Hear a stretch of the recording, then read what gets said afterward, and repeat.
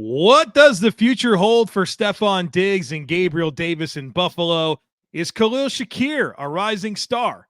We're going to examine the Buffalo Bills wide receiver core today on Locked On Bills. You are Locked On Bills, your daily Buffalo Bills podcast. Part of the Locked On Podcast Network, your team every day.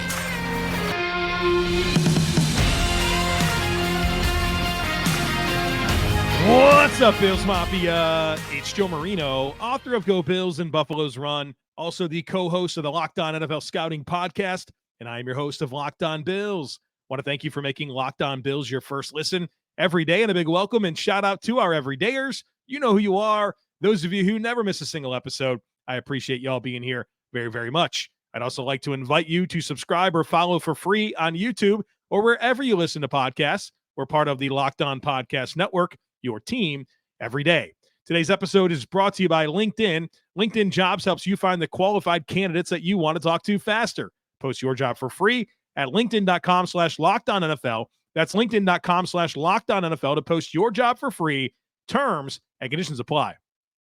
Well, folks, welcome. Time to continue our performance review series. We've done general manager. We've done the coaching staff. We've done quarterback. We've done running back. And today is wide receivers, and there's a lot to dive into, of course, with the latest as it relates to Stefon Diggs, some big-time expiring contracts like Gabe Davis, the future with Khalil Shakir. There's a lot to unpack here, so let's get into it. We'll work through the players, and at the end, we will talk about what Brandon Beane needs to get done this offseason for the wide receiver core. Let's start by just acknowledging where the production fell. So the Bills wide receivers measured against only wide receivers across the NFL. The Bills receivers had 217 catches. That was 17th in the NFL. 2,776 yards. That was 14th. And 19 touchdowns. That was 19th. So middle of the pack numbers for the Bills wide receiver core in 2023. Let's talk about Stefon Diggs. The Bills got Stefon Diggs through a trade in 2020.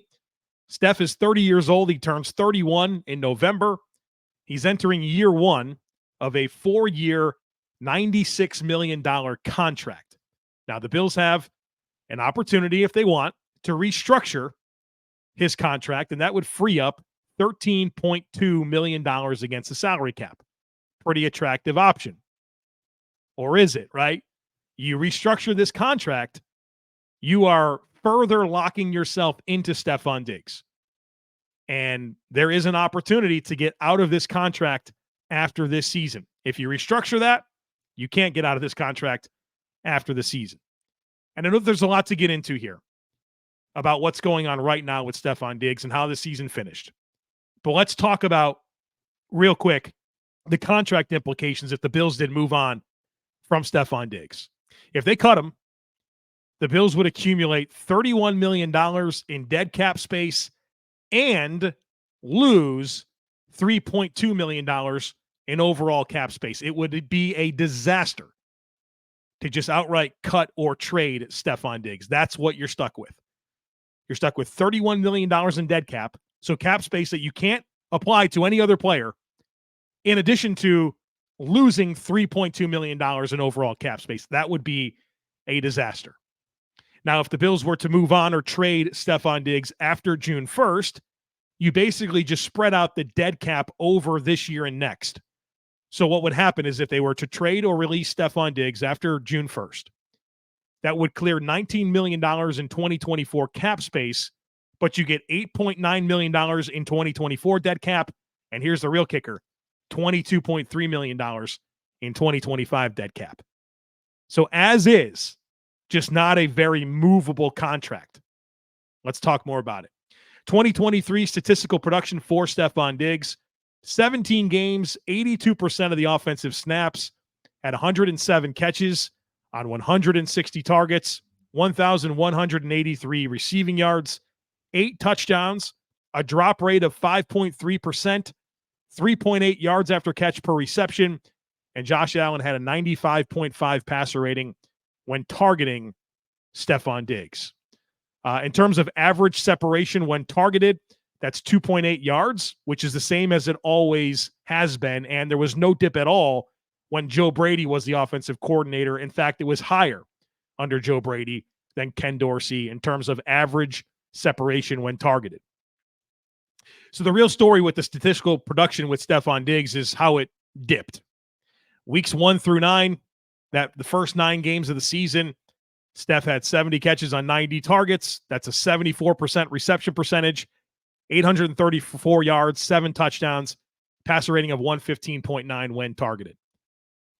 From week 10 on, so the last 10 games, including the playoffs, 50 catches on 82 targets. That's a reception percentage of 61%, 474 yards, 2 touchdowns, and a passer rating of 75 when targeted. So despite there being more games in the back 10, he had 20 less catches, like 400 less yards, 5 less touchdowns, and the passer rating declined rapidly. There was so much efficiency lost when the Bills threw the ball to Stefon Diggs down the stretch. So as for his 2023 review, it was a heck of a start, but a terrible finish. And it leaves you asking the question, why? Was there injuries that we weren't aware of?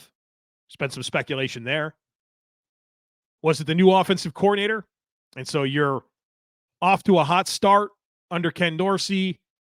You switch to Joe Brady, and you have to develop a counterpunch along the way.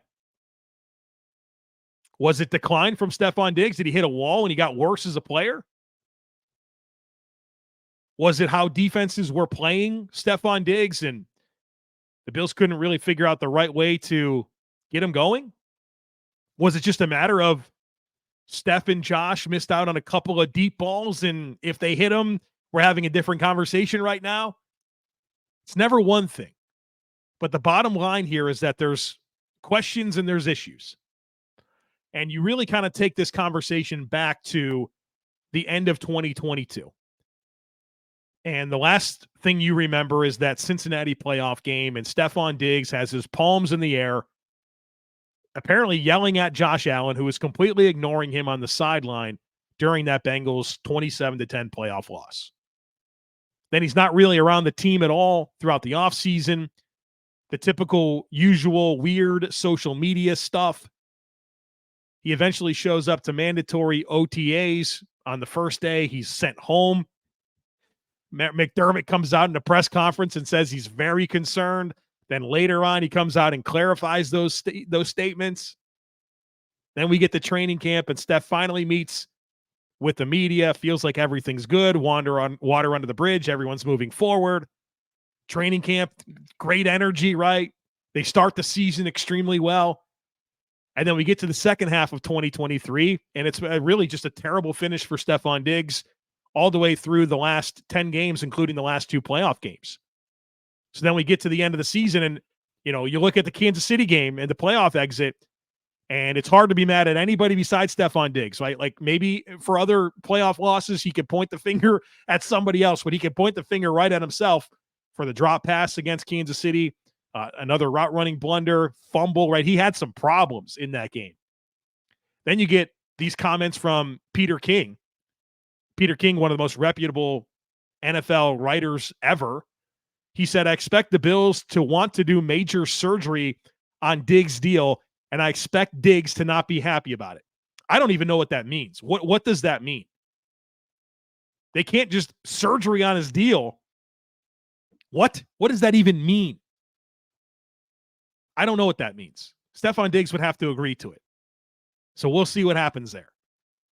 And then Steph Diggs goes to the Pro Bowl as an alternate, and the nonsense starts, right? He has an interview with Cameron Wolfe, and he says a couple things that people are interpreting a lot of different ways.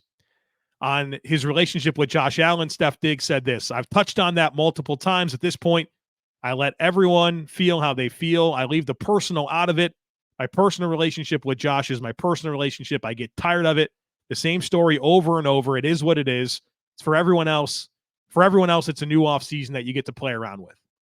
When asked about what's next for him and if he was going to be part of the Buffalo Bills, he said, I don't know. It's a long offseason in front of us.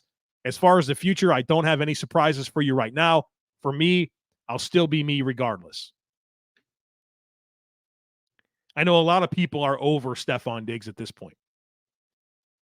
And I wish that Stefon Diggs would answer these questions differently. You can interpret it however you want it to. And you can talk yourself into it being good messaging where he's saying, look, I've repeatedly talked about my future. I've repeatedly talked about my relationship with Josh Allen.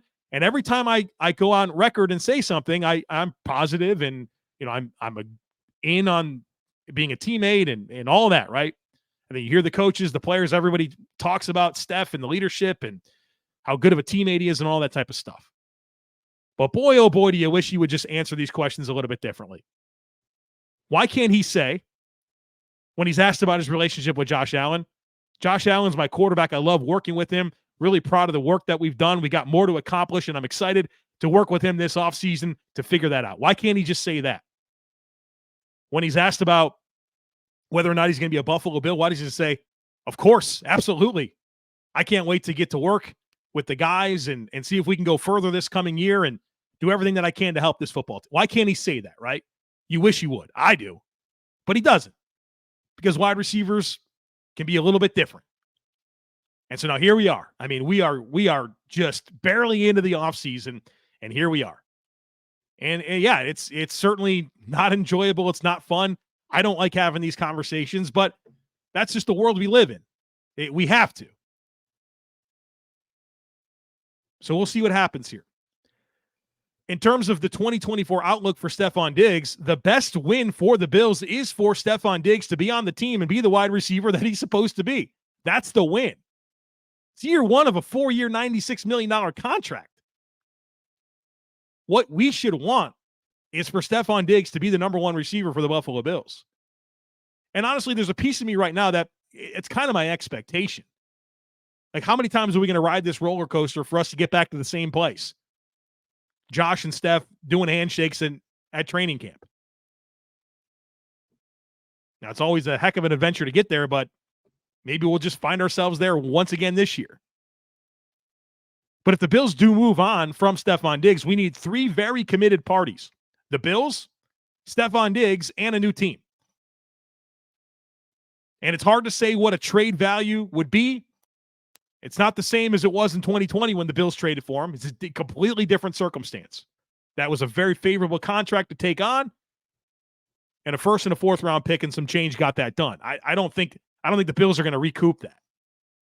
And I think Diggs is going to have to make some concessions. Like, if they're really going to move forward here, Diggs has to make concessions. And the other team has to make it worthwhile for the Bills in terms of compensation and for what they're willing to take on salary-wise. So that's very, very complicated. That's the bottom line here.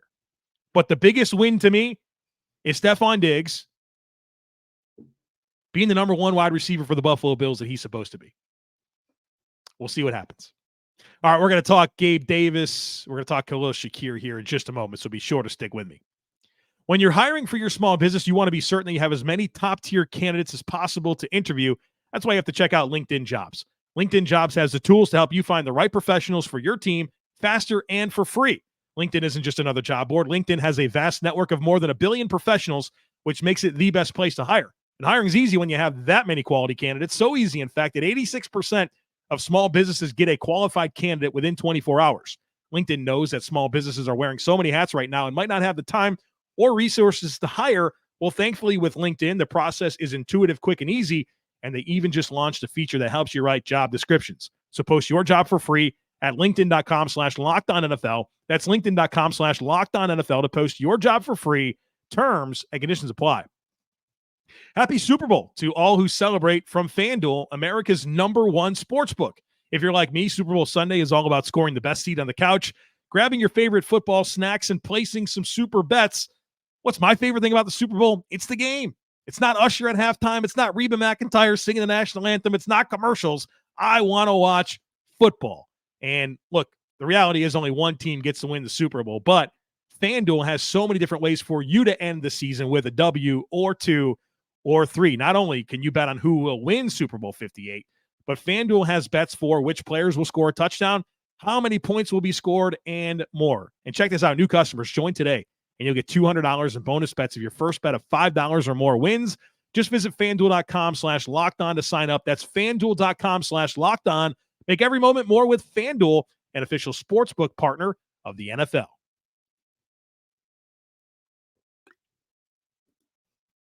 All right, let's talk about Gabe Davis, Khalil Shakir here in this block. Gabe Davis, a 2020 fourth-round pick, number 128 overall. He's 24 years old. He turns 25 in April. He has completed his 4-year, $3.9 million rookie contract and is now set to become a free agent. What does that contract look like for whatever team he signs with? You see a lot of projections all over the place. SpotRack has his average annual value set at $13.6 million. To me, that's on the absolute high end of his range. I'm thinking it comes somewhere between $10 and $12 million per season. As for his 2023 statistical output, 17 games on the field for 83% of the offensive snaps, 45 catches on 81 targets, 746 yards, 7 touchdowns, a drop rate of 8.2%, 4 yards after catch per reception, which is actually really good for him, 87.9 passer rating when targeted, and that's a low passer rating. You wish that was higher. The reasons for that, he's just a low efficiency guy, right? 45 catches on 81 targets. That's not a very good completion percentage. And also Josh Allen threw 6 interceptions for a second consecutive season when throwing the ball to Gabe Davis. And then to me, for as much as those numbers stands out, the number that really pops for me is that he had 0 catches in 5 of his last 9 games. Just nowhere to be found. And it's funny, we talk about this Bills passing game slump that happened down the stretch. It wasn't just Stefon Diggs. Gabe Davis had 0 catches in 5 of the last 9 games. And then, of course, he was injured for the playoffs. As for Gabe Davis's 2023 review, I think it's very clear who Gabe Davis is. He has some great moments down the field, oftentimes due to Josh Allen's ability to extend plays. And then Gabe does a good job of creating some vertical leverage at times. But overall, it's just a limited player. He's not a dynamic route runner. He is not a dynamic creator of space. He has some success in the RPO game with those glance routes. He could take advantage of some free access like you saw in the Tampa Bay game. But for the most part, he's a limited football player. And when you're going to funnel 80-plus targets a year to a limited football player, I think you're going to see the inefficiency that exists year over year with Gabe Davis. To me, it's very, very obvious. As for his 2024 outlook, the Bills have a decision to make here. I personally would let him walk. Hope he gets a massive contract. Hopefully somebody gives him $15 million a season, and the Bills are able to turn that into a compensatory pick in the 2025 draft. Now, what's working against Gabe Davis is that this could be a very competitive crop of free agent wide receivers, and it looks to be a very good wide receiver draft. And that does not bode well for Gabe Davis. But for a guy that's going to be an 80-plus target a year player, personally, I want a more complete skill set that doesn't limit my offense. I would love Gabe Davis, and I mean love Gabe Davis, if we talked about him as a wide receiver 4. Somebody who gives you big body, blocking ability, occasionally can win down the field. Like, that's, to me, the appropriate place to have the conversation with Gabe Davis, but that's not where it's at. He's viewed as a number 2 receiver. I don't look at him like that. So we'll see what happens there. My guess is he's playing for some other football team in 2024. Now let's have a good conversation. We talked about Diggs and Davis, and that was a little depressing. Khalil Shakir, folks, ladies and gentlemen, Khalil Shakir, what a player. 2022 fifth-round pick, number 148 overall, 24 years old. He actually just turned 24 on February 3rd. He's entering year 3 of his 4-year, $4 million rookie contract.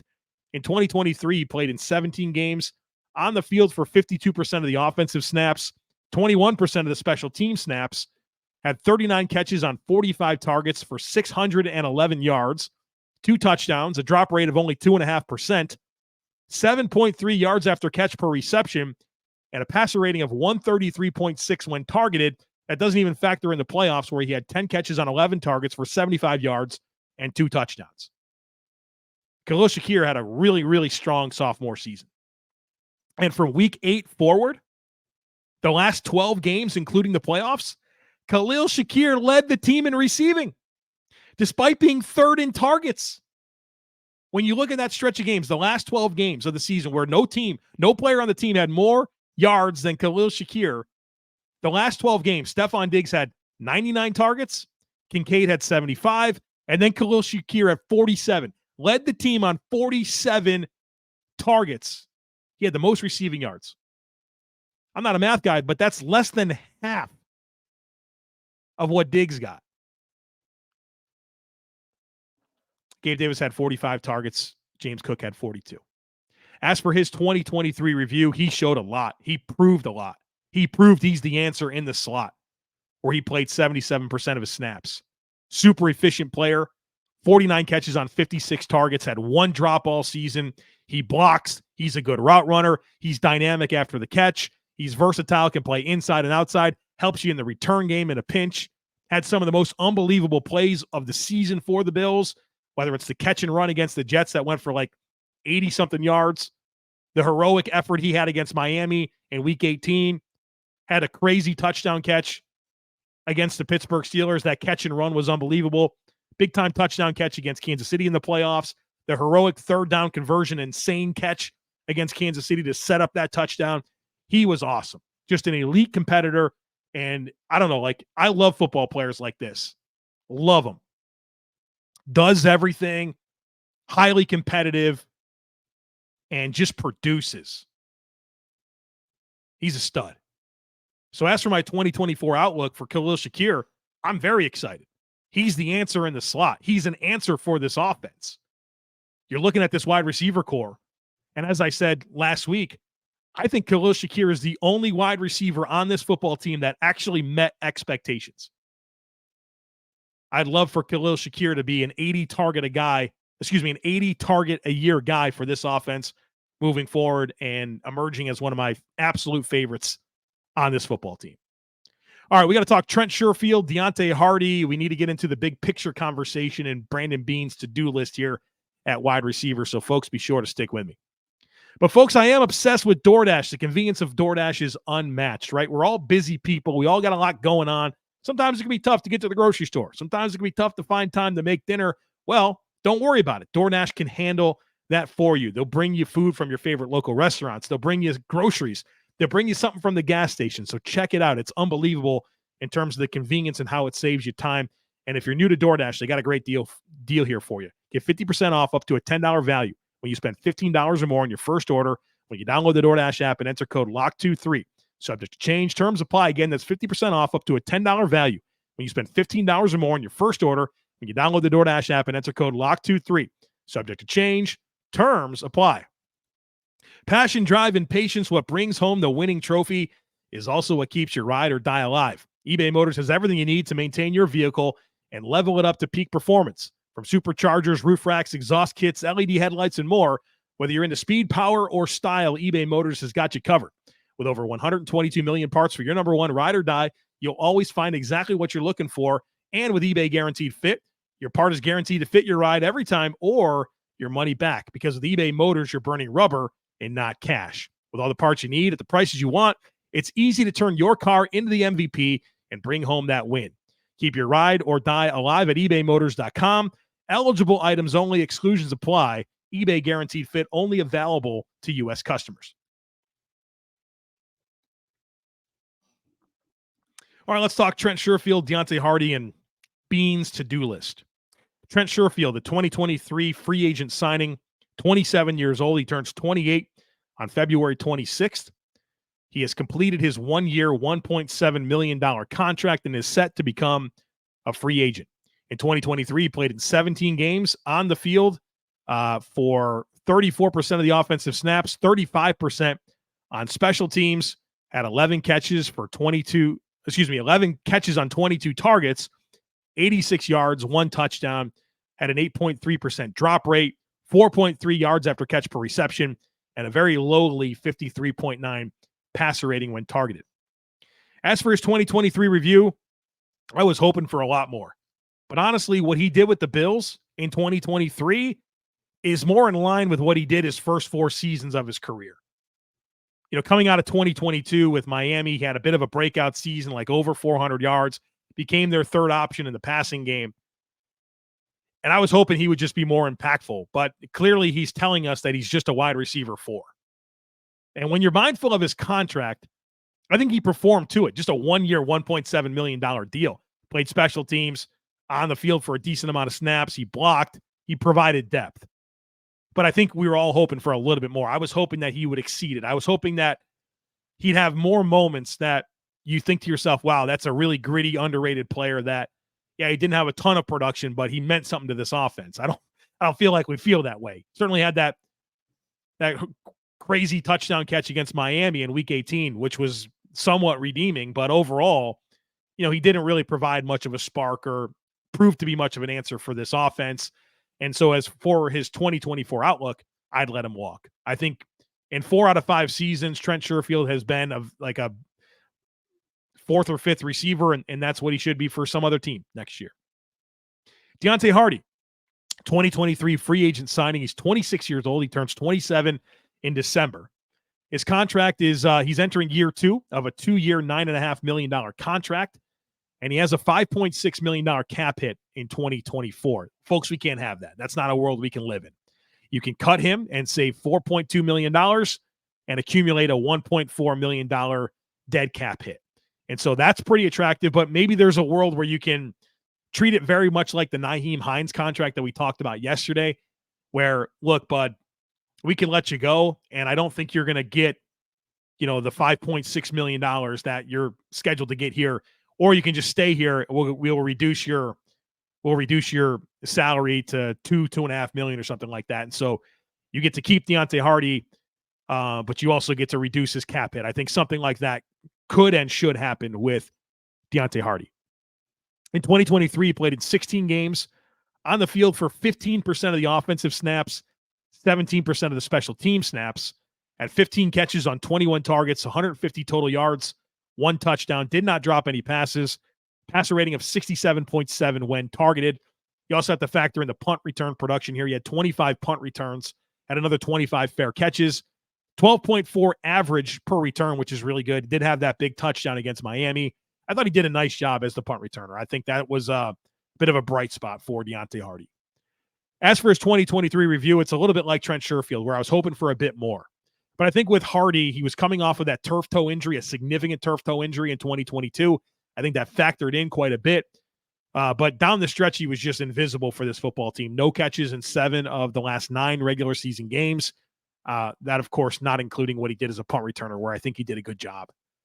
As far as his 2024 outlook, would not mind him coming back as a depth receiver, but not for a $5.6 million cap hit. And Brandon Beane has to take advantage of the flexibility that he has with this contract that was set up last year. So it's a pay cut or a release, very similar, like I mentioned, to the Nyheim Hines contract situation that we talked about yesterday. Now, that's the Bills receivers that were on the team in 2023. Now, they have some players that they signed to futures deals. KJ Hamler, that's one we talked about a couple of weeks ago on the podcast, was a top 50 pick a couple of years ago by the Denver Broncos, has had a ton of injuries. But he's small, shifty, explosive, really dynamic player at Penn State. There's a reason he was a top 50 pick. Injuries have just been really, really problematic. So as a futures contract player, he'll be interesting, and I'm curious to see how he factors into the mix. I think between Deonte Harty, KJ Hamler, and Andy Isabella also back on a futures contract. Maybe you get a roster spot between the 3 of them. 3 similar, smaller, shifty, explosive receivers. You also have Tyrell Shavers and Brian Thompson signed to futures contracts. Those are bigger-bodied players. And then, of course, Justin Shorter, 5th-round pick out of Florida, was a rookie this past year, spent the entire season on injured reserve. We'll see what he has. He's a big-bodied receiver that has some straight-line speed. You look at him and think, well, maybe he can block, win vertically a little bit, and play some special teams. I think he's got a lot to prove. I thought he was really rigid in the preseason last year. I think they shut him down with a hamstring injury to just avoid having to roster him and just kind of let him stick on IR for the entire season. They opened up his practice window late in the season, got him some run with the practice, but never activated him. And we'll see what he's got. I think he could be a Jake Kumaro type player, and I think that'd be a great end result for him. But I'm certainly not looking at Justin Shorter and thinking to myself, top 1, 2, 3 option for this offense or any offense, but he is part of that mix. So what do the Bills have? What do they need? This is the Brandon Beane's to-do list part of this conversation. Well, what they have is they technically have Stefon Diggs and Deonte Harty and Khalil Shakir and some future guys and Justin Shorter. That's what they have. But you look at Stefon Diggs and it's a question mark. You look at Deonte Harty and you feel like that's a player that you got to do something with that contract. So what do you really have? Khalil Shakir and some futures contracts plus Justin Shorter. So what do they need? They got to, this to me is a high priority. When you think about the Bills' needs right now, and things could change based on who they bring back, what they do in free agency, et cetera, et cetera. But to me, it's wide receiver, defensive line, and safety, right? That to me, those are the big, glaring, pressing needs, potentially none bigger than wide receiver.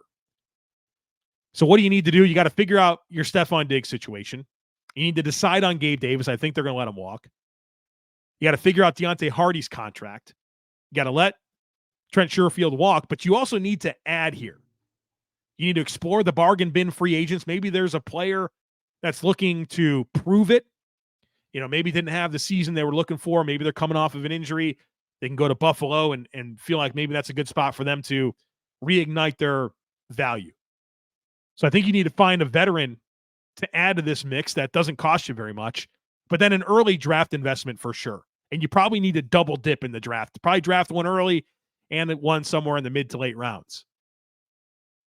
So if you live in a world where Diggs is back, you have, to me, this is the optimum world. This is the perfect plan for wide receiver.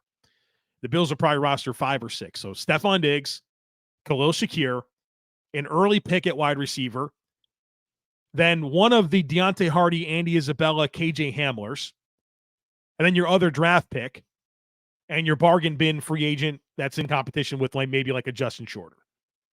I think that's how you get to I think that's the ideal end result here. Diggs, Shakir, that early pick, Harty / Isabella / Hamler, another veteran bargain bin free agent, and then if Justin Shorter shows that he belongs on this team, then you find a roster spot for him too. Now, obviously, you need a bunch more than that. There's numbers, there's injuries, all that stuff comes into play, but I think that would be a good end result. So you're going to need a couple new players here. And I'm hoping that it's 1 or 2 draft picks, including one early, and then that bargain bin free agent that hopefully does a little better for you than your bargain shopping that you had this past year with Trent Sherfield and Deonte Harty. All right, folks, that's it. We broke down this wide receiver room. This is a big one. This is, like I said, one of the most pressing needs for this team this offseason. And if they move on from Diggs, it becomes hugely, just massively important to find some answers here. So we'll stay tuned to all of it here. All right, folks, we'll get to some more offensive positions this week. We got tight ends and offensive line left to do on the offensive side of the football. And, of course, herd mentality, defense. I know you want to talk draft. I know you want to talk free agency. We're going to do it all here on Locked On Bills, as we are daily, year-round. There's room for everything, but I love to take a very thorough opportunity to evaluate what this Bills team has so we can really assess and understand what they need. So thanks for being here. As always, I kindly ask that you share, subscribe, rate, and review the podcast. Have a great rest of your day. Go Bills, and I look forward to catching up with you again tomorrow.